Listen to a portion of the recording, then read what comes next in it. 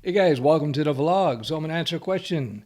Could you make a video on how to be different compared to other developers? Maybe some business, leadership, or social advice to take our developer career to the next level instead of being a typical average developer. Good question, because the first instinct of the nerd is to say, I got to learn this new framework. I got to learn Flutter. I got to learn this new language. I got to learn React, whatever.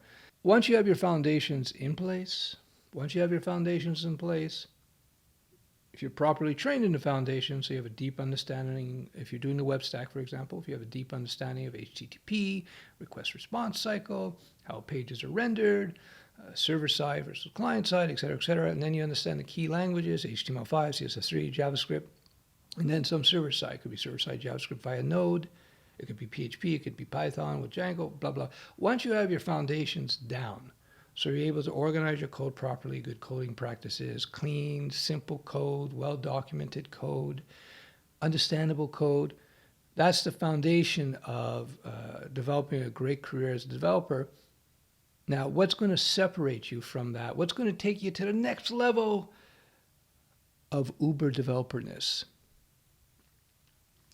So the key is in fact in soft skills, communication skills, the ability to get along with people, don't be a jerk, speak well, meaning speak in a way that's understandable, being patient, listening to people. I know this sounds crazy, but let me tell you, having great communication skills is going to take you a long way because at the end of the day, especially when you're working in a company, when you're able to interact with people easily, you meet expectations, meaning, well, I'm going to go on a tangent here. Another thing, besides great communication skills, is just living up to your word.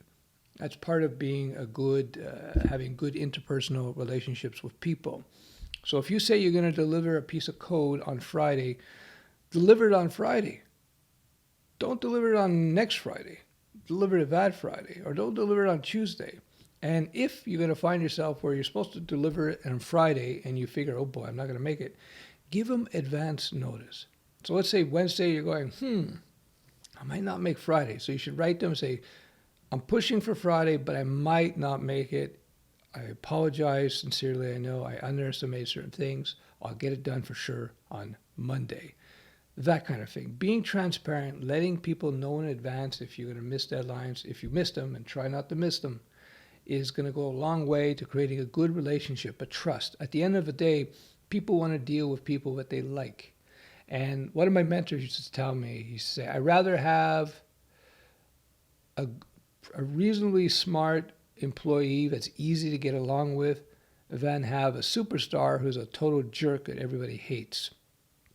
Keep that in mind. And it's true. I can tell you, I've been hiring people for 20 years now, having reasonable people who communicate well, who are honest and transparent. You have to have decent chops, but I'd rather have somebody who's, on a scale 1 to 10 in terms of coding skills, a 7.5 on 10, but is really easy to get along with and communicates well and lives up to their word and et cetera, et cetera. I'd rather have this 7.5 on 10 skill developer than the 9 on 10 developer is a total jerk, because the total jerk will actually be a detriment to the business and to the project and to the culture in the office. So, no. Yeah, so if you want to get ahead as a developer, developing good interpersonal skills, good communication skills, good writing skills, being thoughtful and sensitive to other people's emotions. I know it sounds bad, especially us nerds. Us nerds, we're not too good with that typically. But I'm telling you, if you learn to be friendly that way and live up to your word, et cetera, as I discussed, you're going to really advance your career much more quickly than you would otherwise before learning some new framework, before learning some new tech. Learn those skills, develop those skills, and you're going to go a long way. So let me close off this quick vlog with some writing tips. Don't write your life story in your emails. Don't write Lord of the Rings or Harry Potter in your emails. Don't write an entire book. Don't write pages of text. When you're doing, especially business communications, you want to keep your emails very short. So let's say you want to communicate an idea.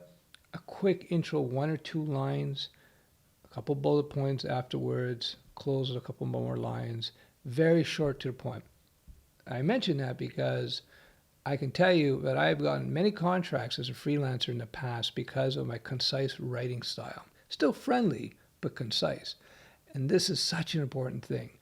You have no idea how important this is because business owners or people, your colleagues you're working with if you're a developer working for somebody, they have so many things they got to do. They don't want to read 5 paragraphs from you when it could be just 1 paragraph, a few bullet points, and another paragraph. You got to keep it short.